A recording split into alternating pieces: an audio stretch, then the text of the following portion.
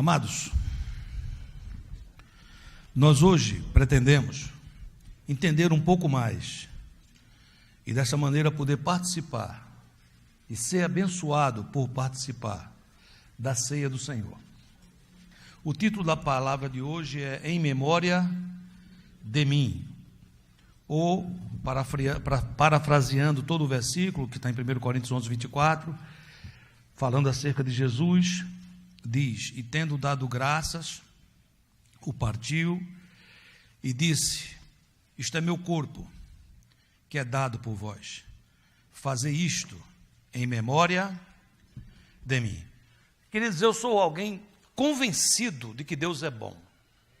Estava essa semana conversando com a minha esposa e a gente estava dizendo assim, é interessante, o Medeiros está aqui com a Lésia? Não sei se o Medeiros está por aqui. Se o Medeiros está aqui, levanta a mão, está ali, né?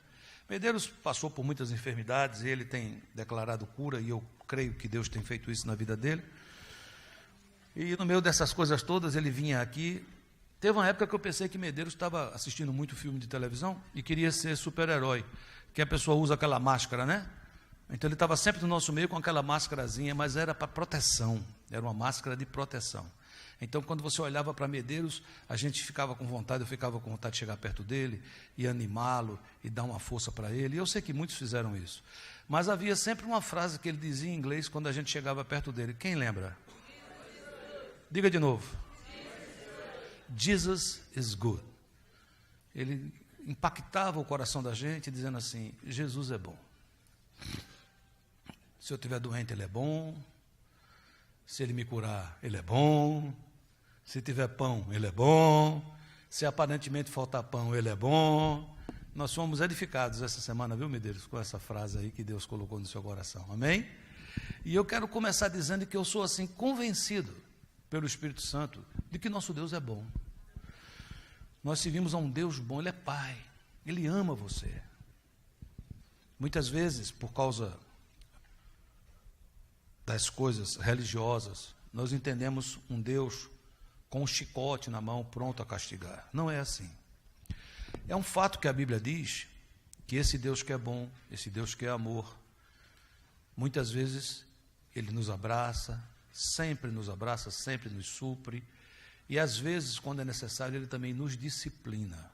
Mas todas as vezes que Ele faz essas coisas, a motivação sempre é amor. Sempre é amor.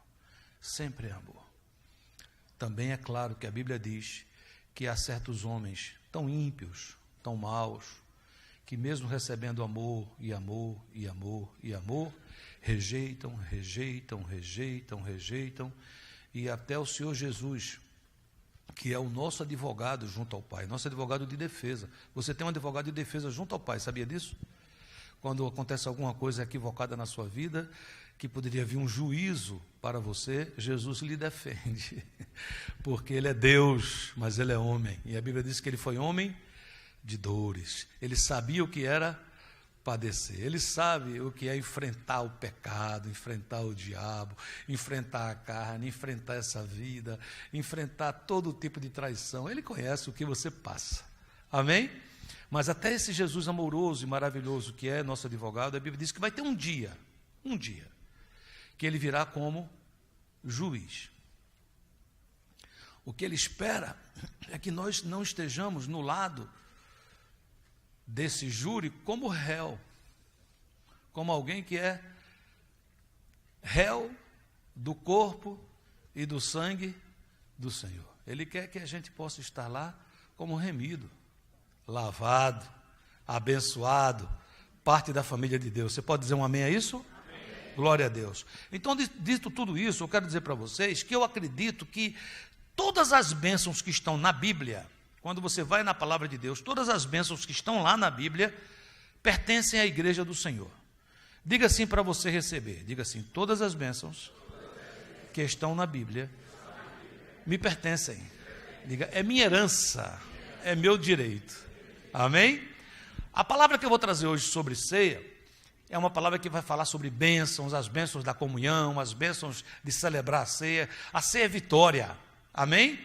A ceia não apenas mostra o lado da luta, da derrota aparente, da batalha, da cruz, do sangue, ela mostra também o domingo da ressurreição, Cristo venceu a morte, ressuscitou, hoje está sentado à destra do Pai e voltará. Amém, queridos?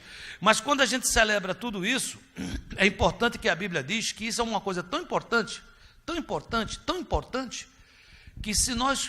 que há o risco de nós participarmos de forma indigna, de forma relaxada. A Bíblia diz que é maldito aquele que faz a obra do Senhor relaxadamente, ou seja, de forma que tanto faz como tanto fez. A mesma coisa seria encararmos para a ceia do Senhor apenas como um momento aqui na igreja que me dá um pedacinho de pão e um cálicezinho de suco de uva. Não, existe um significado muito importante e espiritual. A ceia é um ato espiritual. Repita isso. Então, para a gente entender isso, eu acho que é uma coisa muito boa a gente lembrar o que é a ceia do Senhor. Vamos ouvir o próprio Jesus falando em Lucas, capítulo 22, 19 e 20. E tomando um pão, tendo dado graças, o partiu e lhes deu, dizendo: isto é o meu corpo, oferecido por vós, fazei isto em memória de mim. Semelhantemente, depois de cear, tomou o cálice, dizendo: este é o cálice da nova aliança, no meu sangue derramado em favor de vós. Vamos entender esses 2 versículos rapidamente. Em primeiro lugar, é importante que a gente entenda que quem estabeleceu a ceia foi o próprio Senhor Jesus. Foi um desejo do coração dele, foi uma ordem dele. Ele instituiu, na noite que ele foi traído, quando faltava horas para ele ser crucificado, ele instituiu a ceia. Então, a primeira coisa importante é entender que foi ele quem instituiu. Lucas 22:15 disse-lhes: tenho desejado ansiosamente comer convosco esta Páscoa. Era a época da Páscoa, antes do meu sofrimento, pois vos digo que nunca mais a comerei, até que ela se cumpra no reino de Deus. Então veja que a ceia é algo que se cumpriu naquela noite, mas a ceia é algo que está se cumprindo, está acontecendo. Hoje nós estamos fazendo parte desse cumprimento. Ele está dizendo: eu vou voltar, mas eu vou comer agora com vocês, eu vou participar da ceia, e eu só farei isso um dia. Quando será esse dia? Veremos daqui a pouco. Mas é importante que você entenda e coloque no seu coração: a ceia não é uma ideia de um grupo, de uma instituição. A ceia é uma ordenança do nosso Senhor Jesus. Vamos assistir um pequeno VT.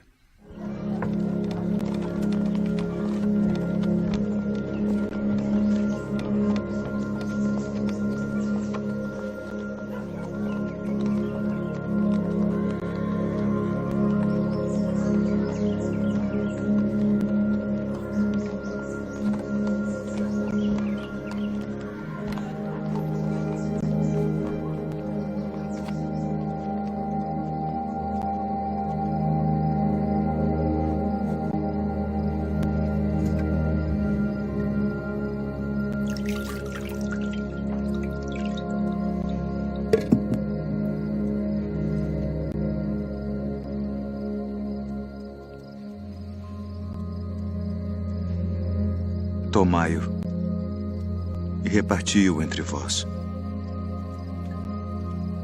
Porque vos digo que já não beberei do fruto da vide até que venha o reino de Deus.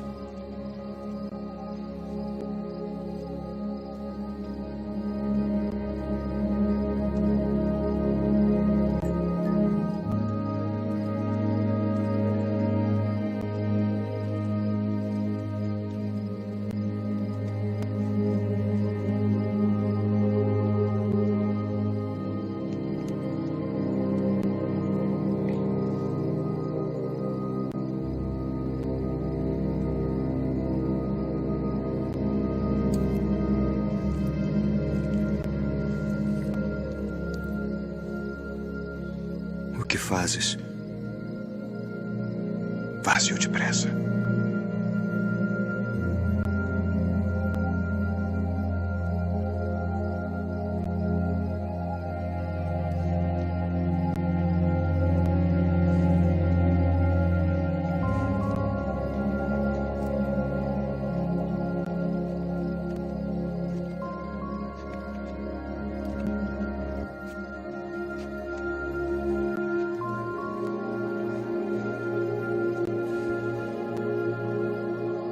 Isto é o meu corpo, que por vós é dado.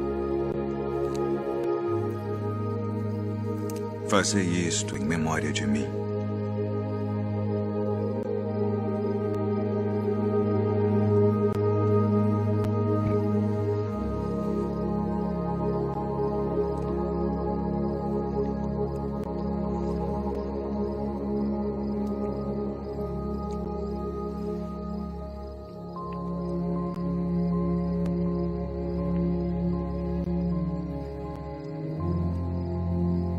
Este cálice é o Novo Testamento no meu sangue, que é derramado por vós.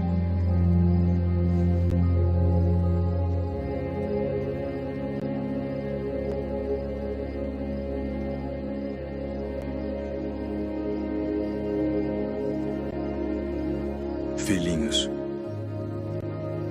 ainda por um pouco estou convosco.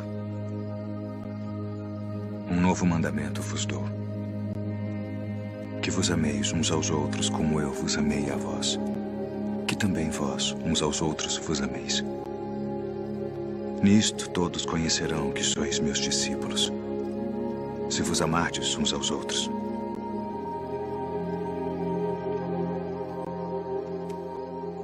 Deixo-vos a paz. A minha paz vos dou. Não vou-la dou como o mundo a dá. Não se turbe o vosso coração, nem se atemorize. Saí do Pai e vim ao mundo. Outra vez deixo o mundo e vou para o Pai. Eis que chega a hora. E agora, que vós sereis dispersos, cada um para a sua parte, e me deixareis só. Mas não estou só, porque o Pai está comigo.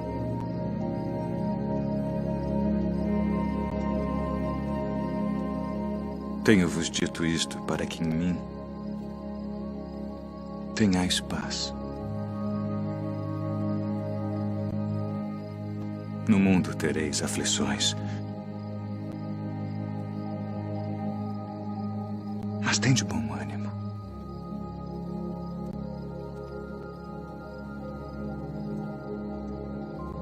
Eu venci o mundo.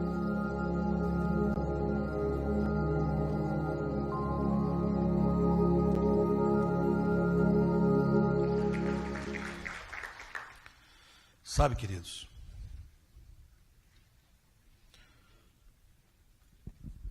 isso é um memorial, algo que eu tenho que fazer pensando no Senhor.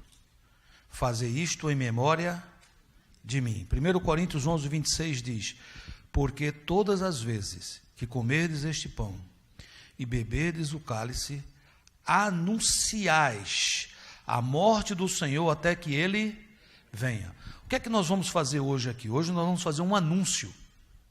É um anúncio. Nós vamos estar fazendo um anúncio em alta voz. Jesus morreu, mas a morte não pôde contê-lo, ele ressuscitou. E nós vamos fazer isso até que ele volte, até que ele venha. Jesus voltará, repita, igreja. E o que é que significa mais para entender o que é a ceia? Até o momento que Jesus faz a ceia, precisamos entender isso. O ato de pedir perdão a Deus, o ato de conseguir a remissão dos pecados, era através do derramamento de sangue de um animal puro, de um animal sem mácula, de uma ovelha. Jesus está dizendo que a ceia inaugura uma nova aliança, um novo pacto. Não mais de sangue de animais, não mais de sangue de animais, mas agora o Cordeiro de Deus, Jesus Cristo, sendo ele sacerdote, sendo ele também o sacrifício, ele adentra ao santo lugar, ele rasga o véu do templo, aquilo que nos separava da presença de Deus, e ele se oferece como sacrifício, sendo o seu sangue derramado suficiente de uma vez por todas. Não há necessidade de haver um novo derramamento de sangue, porque o derramamento de sangue de Jesus, ele foi suficiente para todos que já nasceram, para os que estão vivendo agora e aqueles que vão nascer. O sacrifício de Jesus é suficiente, é uma nova aliança. A palavra diz em Hebreus 10, nessa vontade é que temos sido santificados. Mediante o quê? A oferta de quê? Do corpo de Jesus Cristo.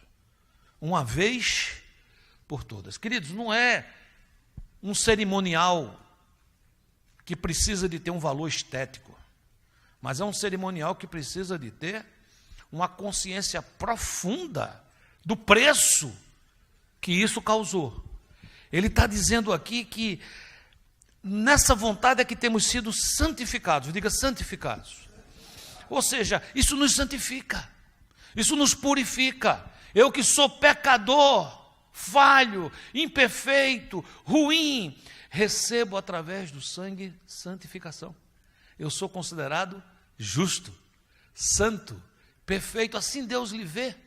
E diz mais, ora, todo sacerdote se apresenta dia após dia a exercer o serviço sagrado e a oferecer muitas vezes os mesmos sacrifícios que nunca, jamais podem remover pecados. Versículo 12. Jesus, porém, tendo oferecido para sempre um único sacrifício pelos pecados, assentou-se à destra de Deus. Em Hebreus 12, 24 diz, e a Jesus, o mediador da nova aliança. Ele é mediador.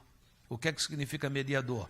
A Bíblia diz, é importante que saibamos que há um só mediador entre Deus e os homens. E por que é que Jesus é o único mediador? Porque ele é o único ser em todo o universo que é 100% Deus. Mas ele também é 100% homem. Ele é o elo, ele é o caminho, ele é a ponte. Amém, queridos? E podemos entrar por esse novo e vivo caminho. Mas como hoje, parte do que vamos fazer é lembrar. Muitas vezes a gente esquece das coisas. Eu queria pedir que vocês gastassem um tempo muito parecido com esse que a gente gastou agora e assista um segundo VT.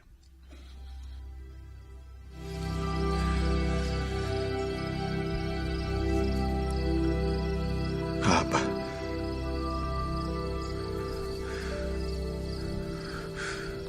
Pai,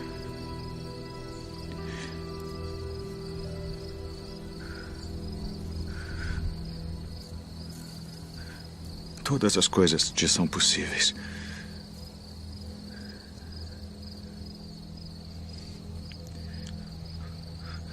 Afasta de mim este cálice.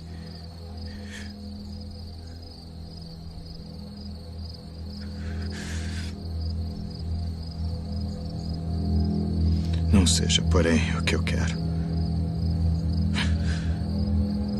mas o que tu queres.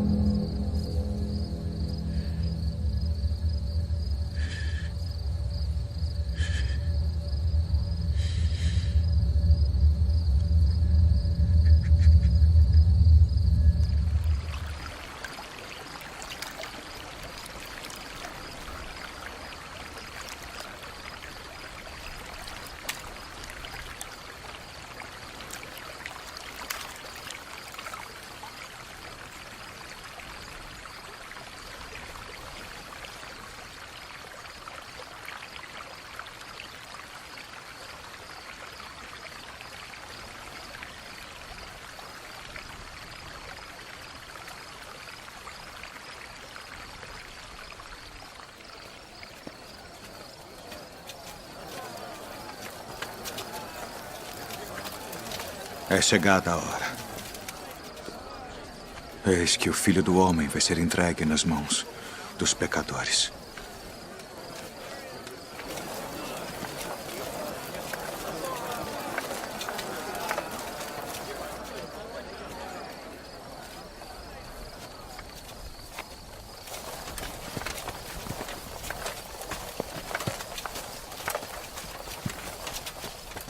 A quem buscais? A Jesus Nazareno.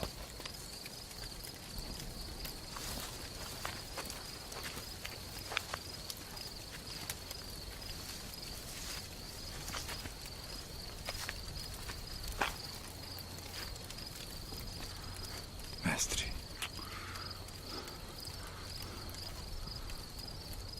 Assim traz o Filho do Homem. Com um beijo.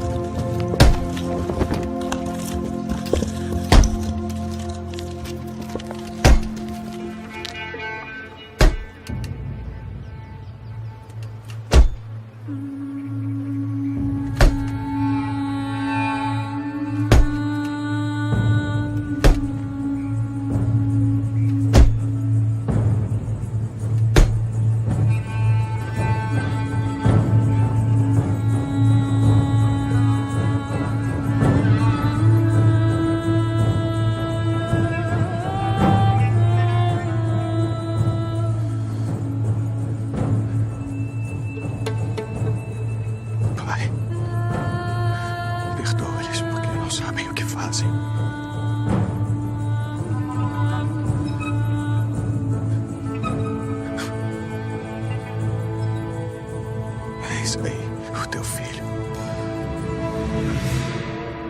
Eis a tua mãe. Pai, nas tuas mãos entrego o meu espírito.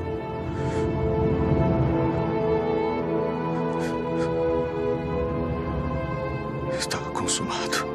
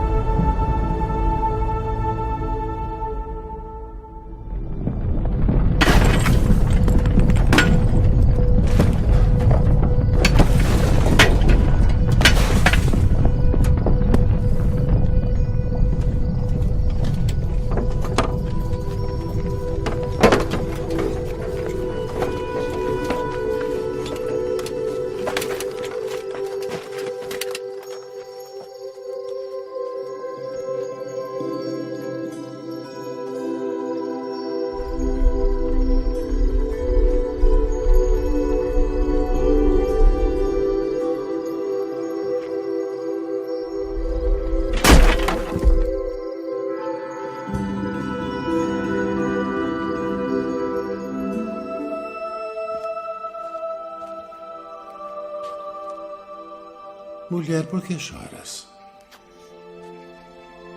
Quem buscas? Senhor, se tu o levaste, dize-me onde o puseste, e eu o levarei. Maria. Rabboni. Não me detenhas, porque ainda não subi para o meu Pai. Mas vai para meus irmãos e dize-lhes que eu subo para meu Pai e vosso Pai, meu Deus e vosso Deus.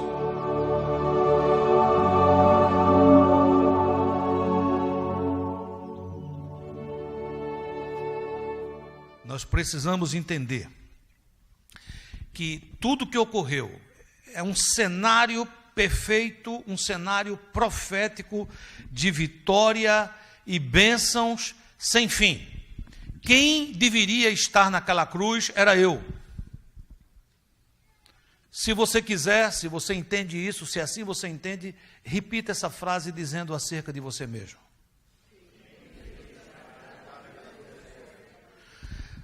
A ceia deve me lembrar isso. A morte que me estava reservada. O inferno que me estava reservado e eu sem forças para sair de lá. Foi enfrentado pelo Senhor Jesus. A Bíblia diz que Ele morreu por nossos pecados. Ele entregou a sua vida por nós. Amém? E diz que Ele desceu ao Hades. Porque Ele nunca pecou, jamais pecou. Nem dolo algum se achou em sua boca. Mas Ele morreu cheio de pecados, porque Ele morreu com os nossos pecados. Ele levou sobre si as nossas dores, as nossas enfermidades, os nossos pecados. E a palavra de Deus diz que quem morre numa condição como essa, vai para o inferno. E ali ele foi, para o Hades. E ao chegar ali, a Bíblia diz que foi uma surpresa muito grande no inferno. Porque ele não se rendeu, pelo contrário. Ele pisou a cabeça da serpente. Ele despojou os principados, os expôs publicamente no seu desfile de vitória. E ao terceiro dia venceu a morte. Ele ressuscitou, ele vive. Você pode aplaudir a vitória de Jesus? Glória a Deus. Nós servimos a um Deus vivo.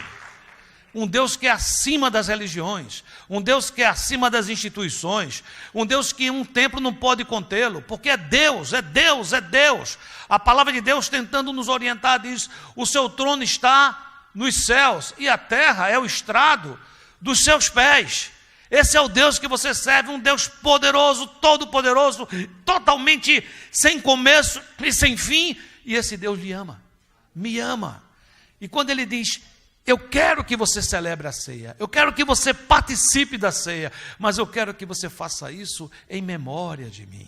Eu quero que você faça isso anunciando a minha morte, anunciando o que aconteceu naquela sexta-feira. Mas não pare só na sexta-feira, anuncie o que aconteceu no sábado, quando ele despojou os principados, e principalmente anuncie o que aconteceu no domingo. Ele ressuscitou, ele vive. Amém, queridos? E lembre, ele falou, é a última vez que eu vou tomar do produto da vide, até que o quê? Escuta, queridos, cada vez que você participa da ceia, é um espelho, é uma alusão, é um momento profético, porque um dia haverá a ceia. Um dia haverá a ceia. Então a ceia que tomamos hoje é um momento profético de uma ceia que nós estaremos lá. Não merecemos, mas o seu nome está lá no convite. No dia que você entregou sua vida a Jesus, no dia que você disse, Senhor, me receba, Senhor, eu sou pecador, Senhor, eu mereço tudo isso, Ele te abraçou, a Bíblia diz que Ele te recebeu como filho, Ele escreveu o seu nome no livro da vida, onde não tem homem, nem entidade, nem nada nos céus nem na terra que tenha poder para apagar. Amém? Então, quando você chegar na porta das bodas do Cordeiro, no dia da ceia, o seu nome vai estar lá. Amém? Anima quem está do seu lado, diga assim, naquele dia, não é porque você merece, é pela graça. Quando você chegar, diga, seu nome vai estar lá. Diga, pode entrar, e celebrar. Amém? Você quer escutar um pouco do relato de João? João, aquele que estava do ladinho de Jesus, o mais novo dos discípulos, dos apóstolos, mas foi aquele que a Bíblia diz que Jesus o amava. Por que Jesus o amava? Jesus amava a todos. Era o contrário, era João que amava demais, João que só ficar perto já era bom. Foi o único que não fugiu. No dia da cruz, ele estava lá do lado de Maria, tanto é que ele disse: mulher, eis aí teu filho. João, está aí a tua mãe, ou seja, fica com ela, cuida dela, cuida dele. Amém? E ele escolheu João para, na ilha de Patmos, entregar um livro chamado Revelação, ou a gente chama de Apocalipse. E quase no final do livro, João descreve esse dia. João conseguiu ver o dia dessa ceia. Olha o que é que ele diz em Apocalipse 19:6. Então, ouvi uma como voz de numerosa multidão, como de muitas águas, como de fortes trovões, dizendo: aleluia, pois reina o Senhor, nosso Deus, o Todo-Poderoso. Versículo 7, leia comigo, igreja. Alegremo-nos, exultemo-nos e demos-lhe a glória, porque são chegadas as bodas do Cordeiro, cuja esposa a si mesma já se ataviou. Quem é a esposa do Cordeiro? É a igreja. Coloca a mão assim no seu peito e diga: sou eu. Amém? Olha só, queridos, versículo 8 diz: pois lhe foi dado a vestir-se de linho finíssimo, resplandecente e puro, porque o linho finíssimo são os atos de justiça dos santos. Então me falou o anjo: escreve, felizes, bem-aventurados aqueles que são chamados a quê? A ceia. A ceia, a santa ceia, a definitiva ceia das bodas do Cordeiro. E acrescentou: são estas as verdadeiras palavras de Deus. Você pode dizer amém a isso? Glória a Deus.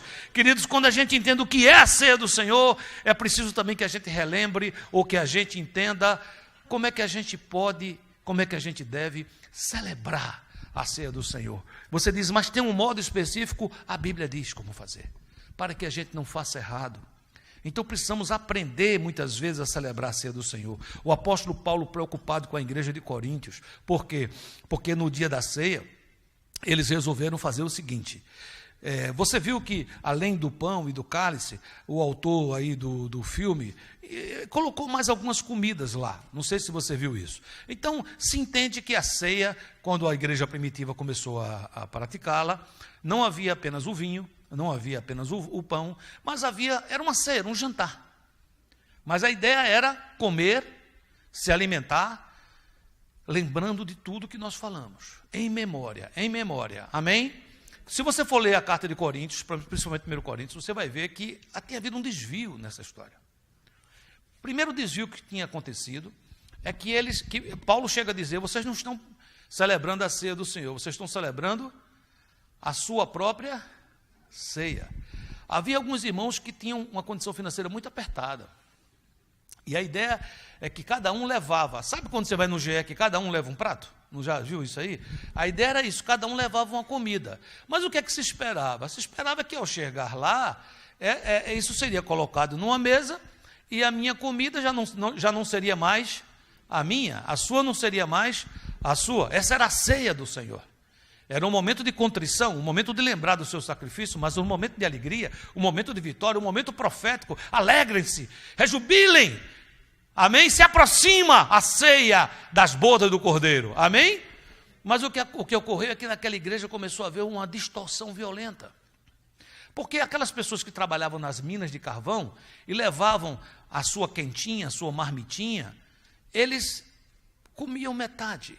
E a outra metade eles levavam para ser o que eles iam dar para a ceia. E as pessoas que eram mais ricas não queriam provar daquela marmita, entendeu? Os mais ricos começaram a levar muita comida, vinho. E Paulo diz: porque eu ouço que alguns passam fome e que outros até se embriagam. Então esta não é a ceia do Senhor, esta é a vossa ceia. Então, a primeira coisa que a gente observa em Coríntios é que houve uma distorção, porque eles começaram a fazer da ceia uma coisa qualquer. Não havia o sentido de comunhão, de corpo, de trazer para perto. E isso era apenas um reflexo do que estava acontecendo em Coríntios. Por quê? Coríntios era uma igreja com muitos dons, era uma igreja com muitos ministérios. Quando a gente estuda sobre dons, ministérios, quando a gente faz o Criados com a Missão, que é um seminário que nós temos na igreja, nós fizemos recentemente em Deerfield, e eu tenho o desejo de fazer aqui no Doral o mais breve possível. É muito bom esse seminário, ele ensina a você ser a pessoa certa, no lugar certo, pelo motivo certo. Um dos livros que a gente mais estuda para aprender sobre dons e ministérios é Coríntios. Então era uma igreja que tinha a unção, que tinha o derramado do Espírito, mas tinha distorções. E por que tinha distorções? O que acontecia na ceia era apenas um reflexo, era uma igreja que tinha divisões. Quando Paulo começa a escrever, já no capítulo 1, no versículo 10, ele diz: eu quero, irmãos, que vocês tenham entre vocês o mesmo parecer, um só coração. E aí ele continua até o capítulo 3, dizendo: porque vocês são crianças, eu queria dar a vocês um alimento sólido, eu queria dar a vocês um alimento que vocês pudessem crescer, mas vocês não conseguem, vocês só conseguem tomar leite. Por quê? Porque vocês são meninos. E ele responde: por que vocês são meninos? Ora, vocês dizem, eu sou de Paulo, o outro diz, eu sou de Apolo, o outro diz, eu sou de Cefas, e ainda outro que diz, eu sou de Cristo. Estará porventura Cristo dividido? Então era uma igreja onde havia divisões teológicas. Um achava que isso era errado, o outro aquilo era certo, e era suficiente para eu pertencer a um grupo. Então essa divisão que se permitiu no meio da igreja se refletia no dia da ceia. Me faço entender? Como é que vai ter uma ceia vida com vida?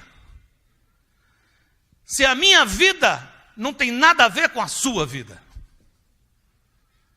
Se quando eu me aborreço, eu passo semanas aborrecido.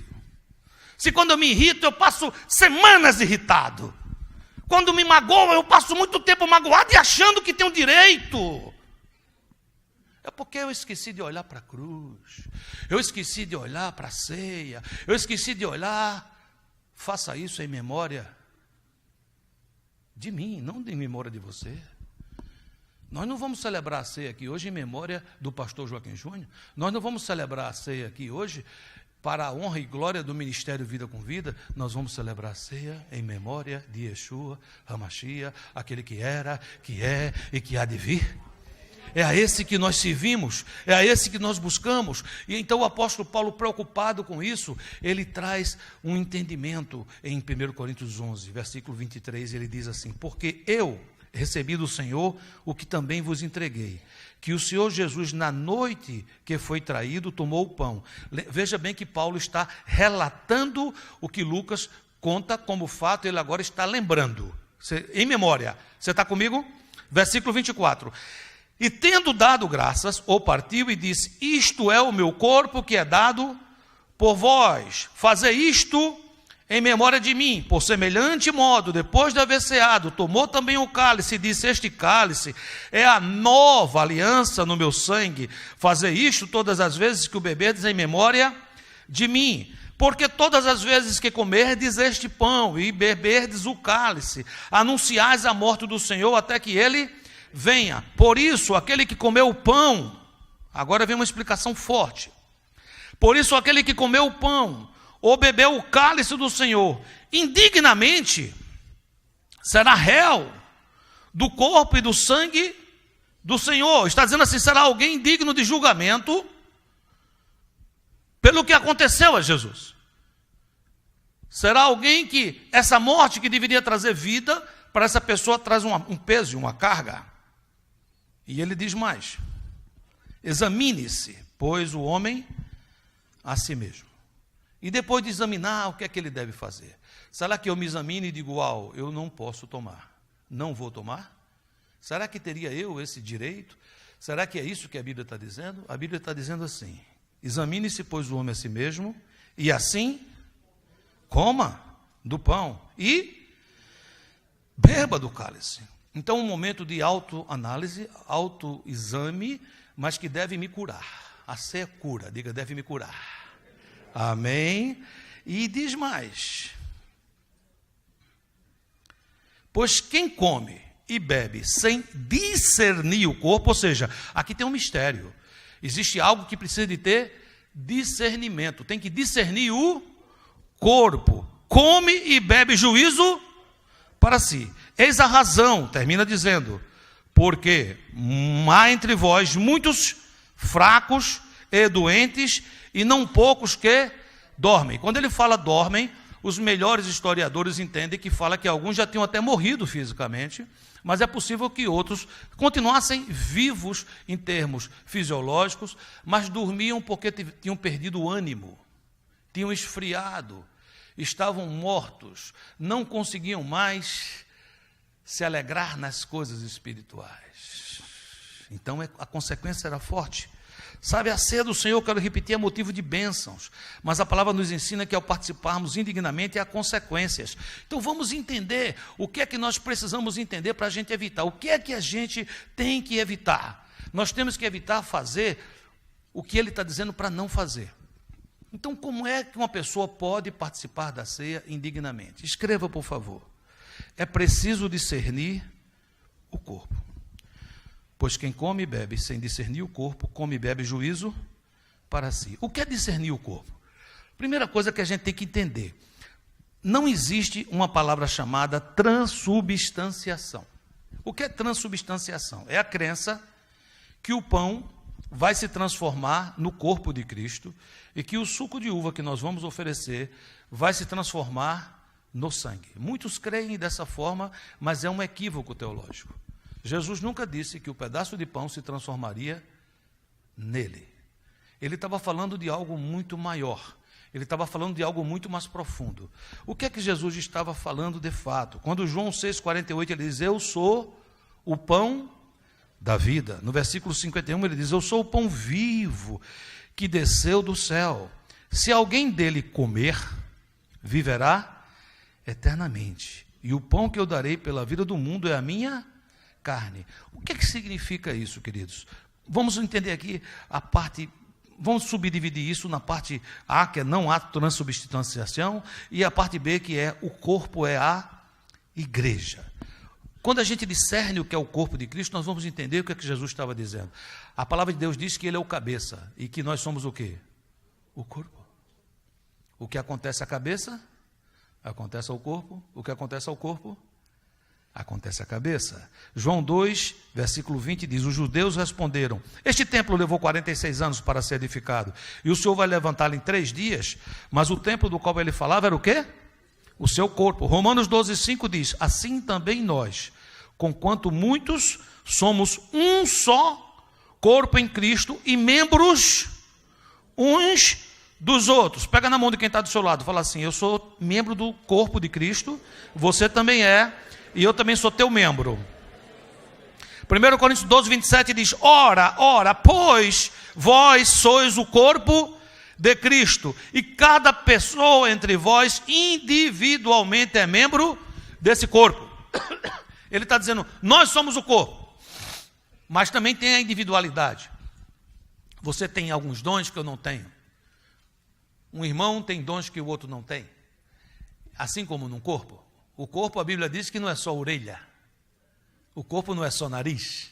O corpo não é só mão. O corpo não é só pé. E são esses muitos membros que fazem o corpo de Cristo.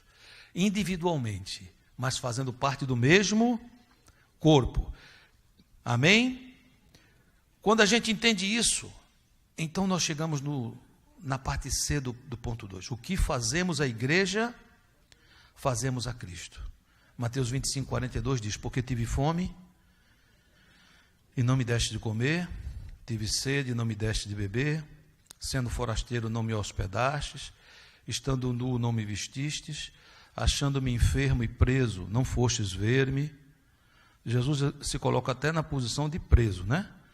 E eles lhe perguntarão, Senhor, quando foi que te vimos com fome, com sede, forasteiro, nu, enfermo ou preso, e não te assistimos? Versículo 45, então lhes responderá, em verdade vos digo, que sempre que o deixastes de fazer a um destes mais pequeninos, a mim o deixastes de fazer. Repita assim comigo, o corpo de Cristo é a igreja. O que fazemos ao irmão, fazemos a Cristo. Então, a primeira coisa importante é aprender a discernir o corpo. Por quê, pastor? Porque a Bíblia diz em 1 Coríntios 11, 27, que aquele que comeu o pão ou bebeu o cálice do Senhor indignamente será réu do corpo e do sangue do Senhor. Você pode ler esse quadradinho comigo que você tem no seu boletim? Por isso, aquele que comeu o pão ou beber o cálice do Senhor indignamente será réu do corpo e do sangue do Senhor. Você alguma vez já teve saudade de Jesus? Já teve vontade de dar um abraço em Jesus? Eu já tive. Muitas vezes eu digo, Jesus, queria tanto. Estava agora assistindo o filme aí, eu sei que era um ator, mas eu digo, uau, dá uma vontade tão grande de dar um abraço hoje. Mas eu sei que a maneira mais forte, mais fácil, mais direta de dar um abraço em Jesus é dar um abraço na igreja, dar um abraço no corpo. Tem alguém perto de você aí? Aproveita, diz, deixa eu abraçar Jesus, e abraça a pessoa.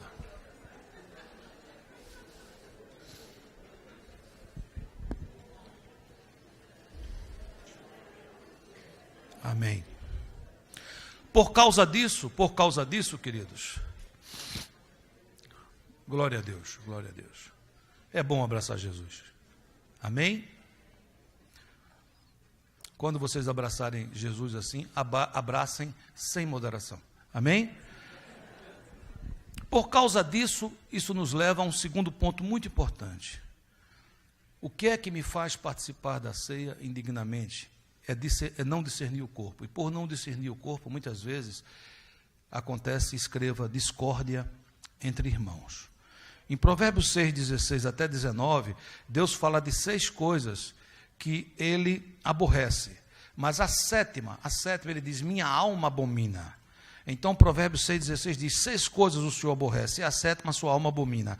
Versículo 6, 19, ele ainda fala, a 6ª coisa, testemunha falsa que profere mentiras. E aí ele fala a 7ª, o que semeia contendas entre irmãos.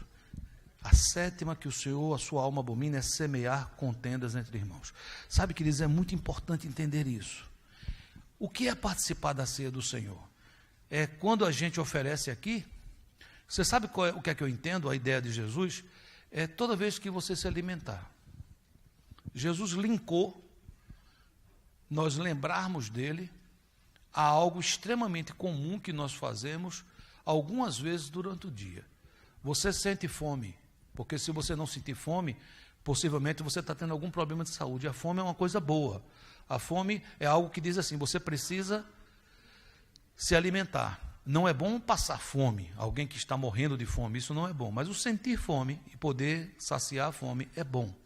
Jesus estava dizendo assim, quando eu acordo e eu vou tomar o meu de jejum, eu vou tomar o meu café da manhã, eu tenho fome. Ele gostaria que naquela hora que eu vou partir o pão, eu lembrasse do que ele fez por mim. Eu vou almoçar, naquela hora que eu estou, às vezes, compartilhando o pão com a minha esposa, ou com um amigo, ou com um irmão, ou eu estou sozinho com o Espírito Santo, ele gostaria que eu, naquela hora, parasse e fizesse isso em memória dele. No jantar, todas as horas. Quando a gente faz a ceia do Senhor, como a gente vai fazer hoje, nós estamos fazendo isso comunitariamente. Nós estamos fazendo isso como congregação. Como é que eu estarei mais preparado para a ceia hoje? Se eu já venho fazendo isso dia a dia na minha existência. Na minha existência. Então a ceia não é apenas um momento, sabe, cabalístico, que eu me preparo para aquele dia, como se fosse um lutador de boxe que precisa de perder peso para uma luta, e ele passa fome para perder peso para aquela luta, e ele pesa na balança, passou, ele sai dali, já vai comer, porque ele já passou no teste. É como se é o seguinte, vai ter ceia, pastor, avisa antes. Tem gente que me fala assim, sabia? Pastor, essa igreja, a ceia é de surpresa, avisa antes. É como que diz, para eu perder peso, avisa antes, eu passo uns 3 dias aí sem visitar aqueles sites, eu passo uns 3 dias aí sem olhar aquelas coisas, eu passo uns 3 dias sem fazer aquelas outras, para quando eu chegar na balança, eu passar.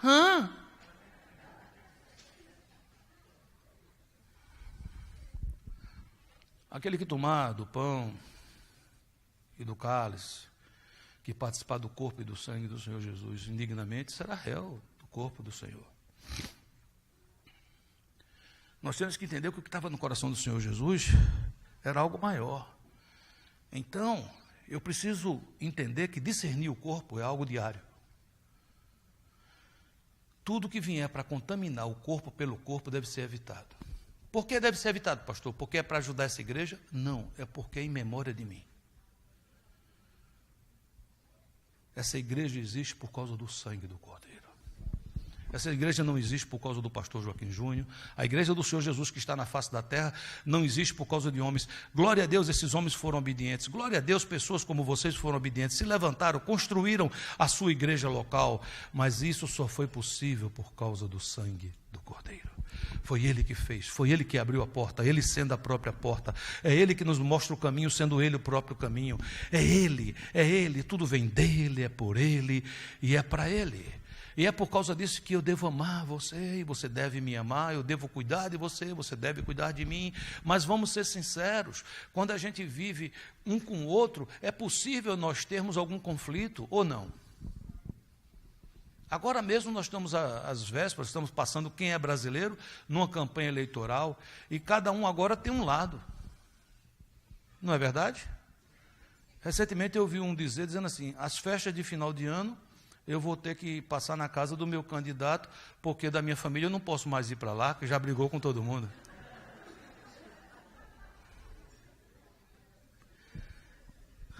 Às vezes é mais ou menos assim, eu terei unidade com você, sempre que você concordar comigo. Eu terei unidade com você, sempre que você estiver disposto a aceitar tudo que eu digo. Isso não é unidade. Isso não é unidade.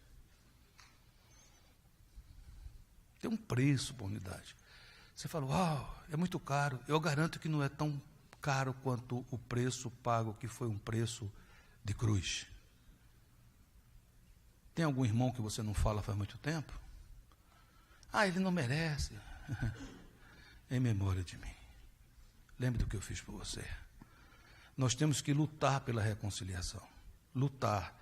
Mateus capítulo 5, 23 diz assim, se, pois, ao trazeres ao altar a tua oferta, ali te lembrares de que teu irmão tem alguma coisa contra ti, deixa perante o altar a tua oferta, vai primeiro reconciliar-te com teu irmão, e então, voltando, faz a tua oferta. Entra em acordo, sem demora, com o teu adversário, enquanto estás com ele a caminho, para que o adversário o quê?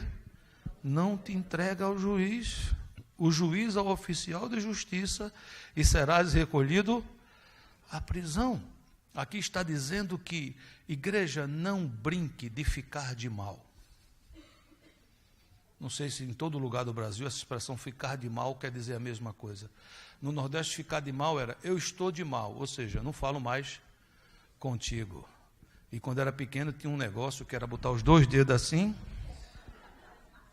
e dizer corte aqui. Aí o outro, pá, estou de mal.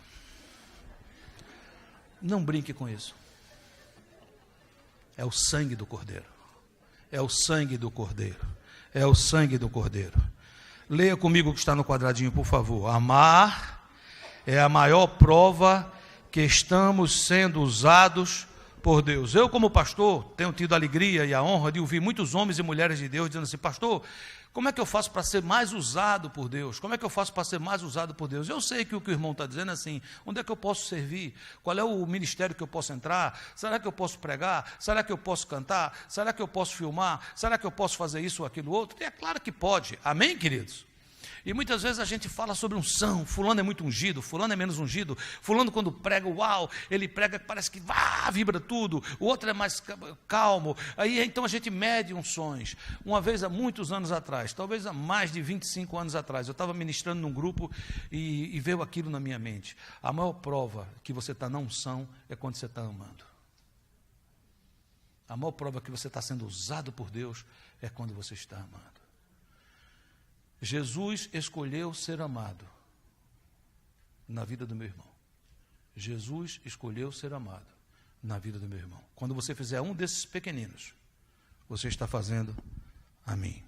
Vamos ler esse quadrado de 1 Coríntios 11, 27, por favor. Por isso, aquele que comer o pão ou beber o cálice do Senhor indignamente, será réu do corpo e do sangue do Senhor. Último ponto que nos leva a participar indignamente da ceia. Escreva, por favor, pecado escondido. Salmo 66, 18 diz: se eu acalentasse o pecado no coração, o Senhor não me ouviria. A Bíblia está dizendo que quando eu peco e escondo o pecado, e o pecado começa a ser um pecado que em vez de ser um evento, passou a ser uma prática, e daqui a pouco passa a ser algo que eu escondo e está oculto, e daqui a pouco passa a ser uma coisa chamada pecado de estimação. Eu deixo o resto, mas aquele não. A Bíblia está dizendo que isso impede que as minhas orações sejam ouvidas.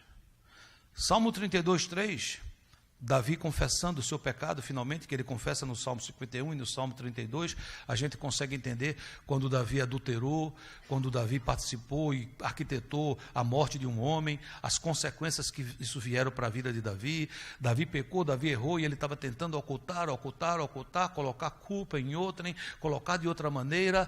A Bíblia diz que Salmo 32, 13, enquanto eu mantinha escondidos os meus pecados, o meu corpo definhava de tanto gemer. Ou seja, Davi sentiu as consequências do seu pecado no seu corpo, no seu reino e na sua família.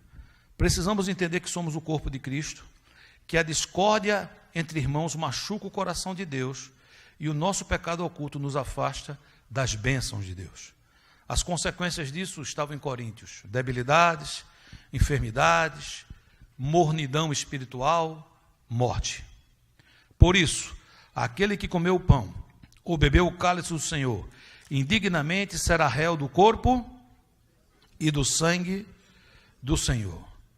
O que é que nós devemos fazer, igreja? Qual é a orientação que a Bíblia nos dá? Em Atos capítulo 3, 19 e 20 diz assim: arrependam-se, pois, e voltem-se para Deus, para que os seus pecados sejam o quê? Cancelados. Eu gosto dessa palavra. Cancelado é algo que parece que não mais existe, mas também que nunca existiu. Que Deus maravilhoso. Diga assim: meu Deus é rico em perdoar. Olha só que, queridos, a orientação é: examine-se. Talvez ao dar essa palavra hoje, muitos de nós que estamos aqui lembramos de alguma coisa que nos tornaria indigno de participar. E você talvez esteja dizendo: eu não vou participar. E a palavra do Senhor está dizendo: participe. Examine-se, tome uma decisão. Talvez esteja no seu coração alguém que você precisa perdoar, talvez tenha alguém que você precise pedir perdão, e talvez você diga: mas pastor, se essa pessoa estiver na igreja aqui no culto, será que eu posso ir até onde ela está, sentar do lado dela, dar um abraço e dizer: nós temos que conversar, Deus falou comigo, ou agora não dá, mas a gente vai conversar depois? Pode.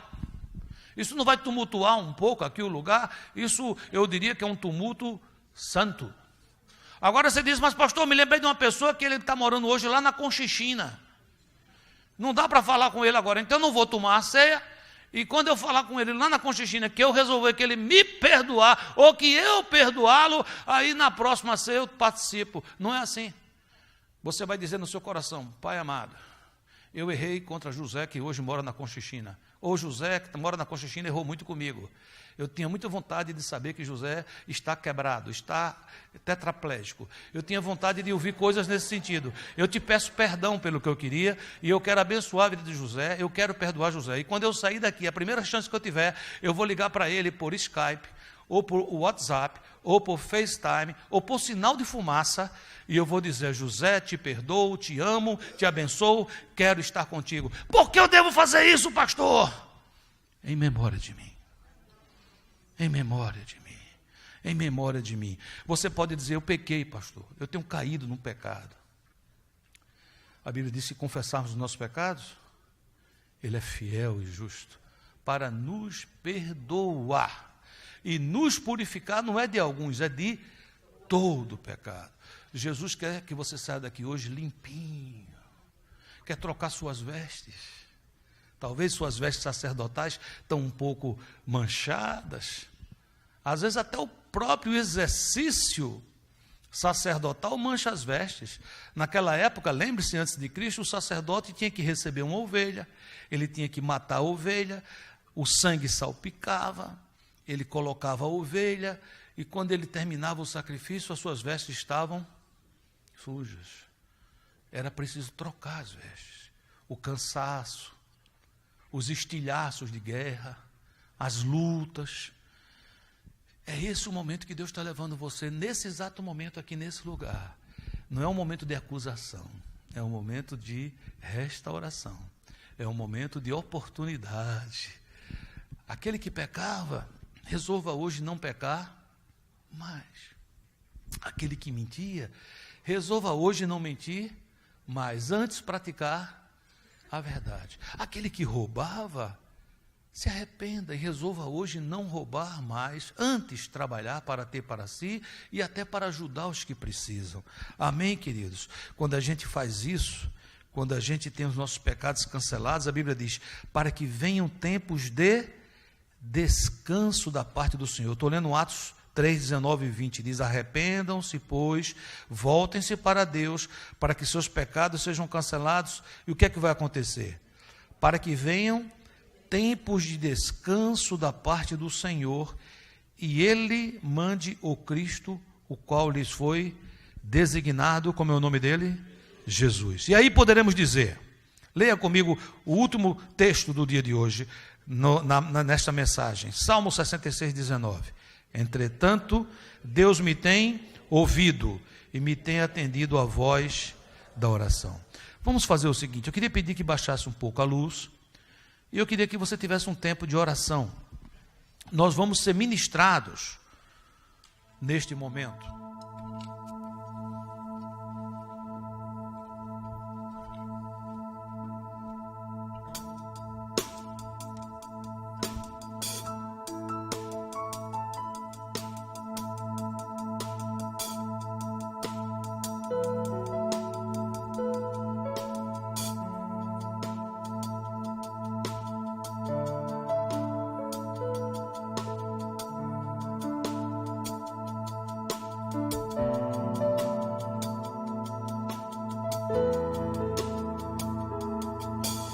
Solo por tu sangre,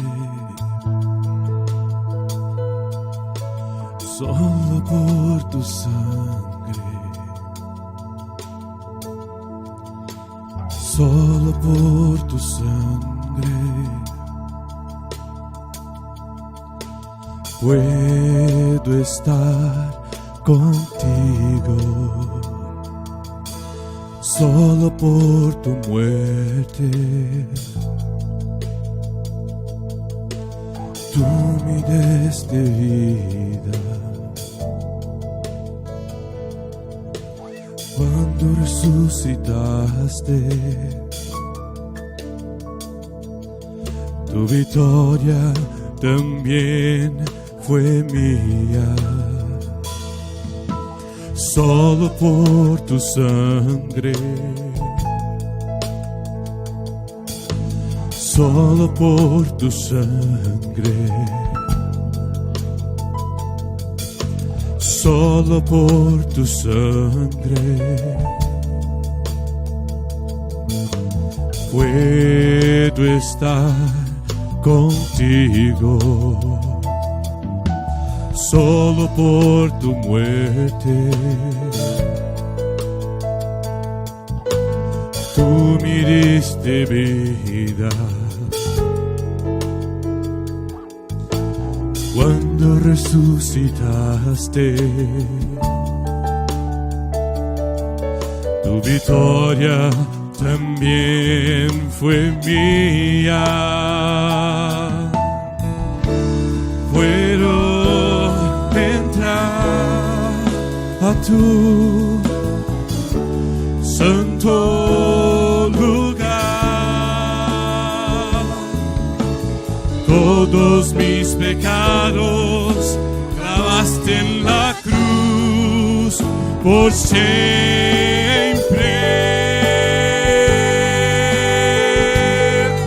Y siempre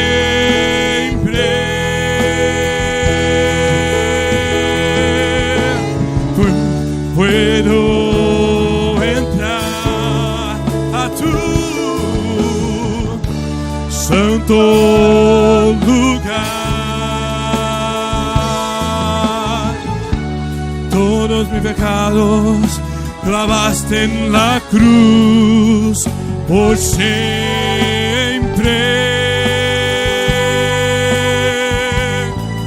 y siempre.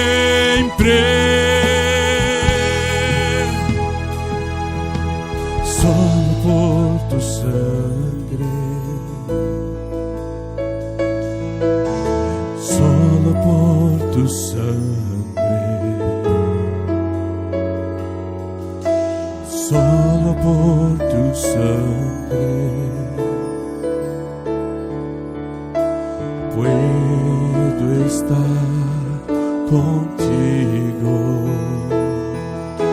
Solo por tu muerte